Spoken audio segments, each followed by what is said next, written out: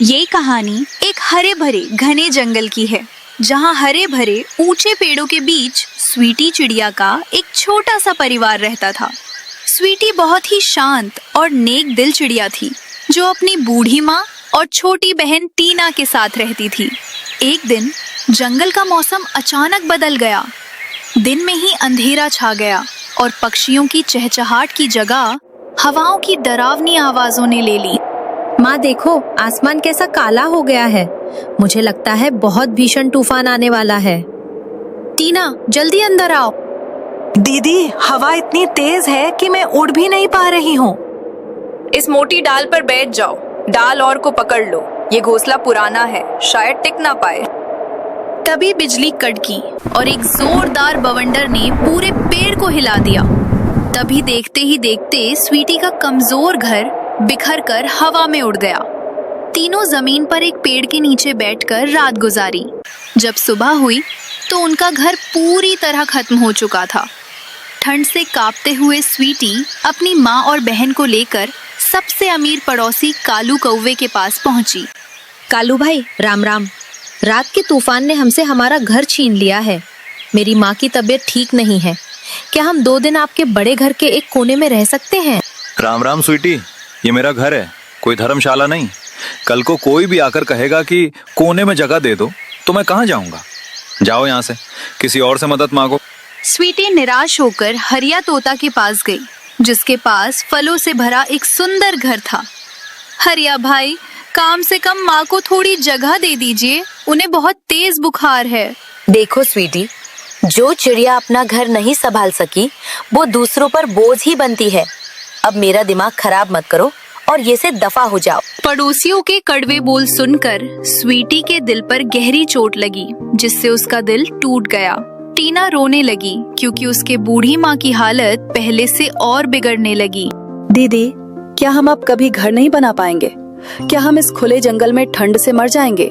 नहीं टीना, अब मैं किसी के आगे भीख नहीं मांगूंगी। हम अपना घर खुद बनाएंगे और ऐसा बनाएंगे कि दुनिया देखती रह जाएगी। तभी माँ ने खांसते हुए कहा, बेटी, हिम्मत मत हारना। उस नीली पहाड़ी के पीछे एक अनजान घाटी है। वहाँ कुछ अनोखे पौधे उगते हैं, शायद वहाँ हमें सहारा मिल जाए। स्वीटी अपनी माँ को पीठ पर लादकर और टुनटुनी को साथ लेकर निकल पड़ी। नीली पहाड़ी के पीछे का नजारा किसी सपने जैसा था। वहाँ हवा में संगीत था और पेड़ों से एक हल्की पीली रोशनी निकल रही थी। तभी स्वीटी की नजर तालाब के किनारे लगे उन विशाल और चमकते हुए जादुई पत्तों पर पड़ी। जैसे ही स्वीटी ने एक पत्ते को छूने के लिए अपनी चोंच बढ़ाई, पूरा जंगल एक गूंजती हुई मधुर आवाज से भर गया।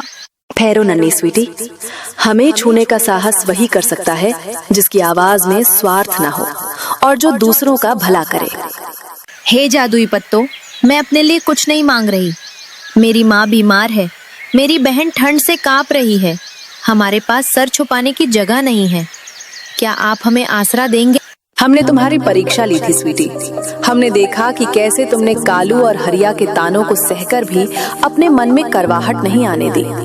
हम साधारण पत्ते नहीं हैं, हम जादुई पत्ते हैं। आओ, हमें अपनी चोंच से उठाओ, हम खुद ब खुद तुम्हारा घर बन जाएंगे स्वीटी। हमें एक दूसरे से जोड़ते जाओ। जब तक तुम्हारा इरादा नेक है, हम लोहे से भी मजबूत और रुई से भी नरम रहेंगे। स्वीटी ने तुरंत काम शुरू किया। उसने अपनी चोंच से उन रेशमी पत्तों को बुना और जैसे घर बनता गया, वो एक महल की तरह दिखने लगा। घर के अंदर घुसते ही एक दिव्य खुशबू और गर्माहट महसूस होने लगी। दीदी देखो, इसके अंदर तो बारिश की एक बूंद भी नहीं आ रही है और माँ का बुखार भी उतर गया है। ये तेरी मेहनत और नेक दिली का कमाल है। कुछ दिन बाद जंगल में अब तक की सबसे भयानक बारिश हुई। 7 दिनों तक सूरज नहीं निकला, बाढ़ का पानी चढ़ने लगा और कालू कौवे और हरिया तोता के घोंसले पानी में बह गए। सब पक्षी अपनी जान बचाने के लिए इधर उधर भाग रहे थे। तभी उन्हें दूर पहाड़ी पर एक सुनहरी रोशनी दिखाई दी। अरे, ये तो स्वीटी का जादुई हरे पत्तों का घर है। बचाओ, कोई बचाओ, मेरा सारा धन, मेरा बड़ा घर सब पानी में बह गया। हाय, मैं बर्बाद हो गया। कालू भाई, हमने स्वीटी को अपने घर में नहीं रखा था। आज भगवान हमें सजा दे रहे हैं। देखो, स्वीटी का घर तो पानी के ऊपर तैर रहा है। वे दोनों किसी तरह स्वीटी के दरवाजे पर पहुंचे। स्वीटी, स्वीटी दरवाजा खोलो, हम भीग रहे हैं। स्वीटी, हमें बचा लो। हमने तुम्हारे साथ बहुत बुरा किया। हमें अपनी गलती का एहसास है। अब क्यों आए हो? तुम तो कह रहे थे कि हम बोझ हैं। जाओ अपने बड़े घर में रहो। कहाँ गया तुम्हारा वो घमंड? रुको, टीना ऐसा नहीं बोलते। पर दीदी, इन्होंने माँ का अपमान किया था। हाँ स्वीटी, इन्होंने तुम्हारे साथ बहुत बुरा किया था। क्या तुम भूल गई हो? मैं कुछ नहीं भूली, पर माफ करने वाला सबसे बड़ा होता है। अगर हम भी वैसा ही करेंगे जैसा इन्होंने किया, तो हमें और इनमें क्या फर्क रह जाएगा।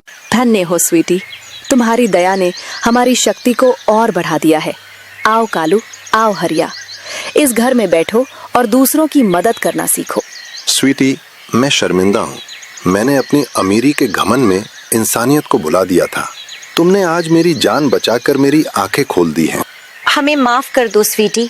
आज से हम सब मिलकर रहेंगे। स्वीटी ने सबको स्वादिष्ट खाना खिलाया।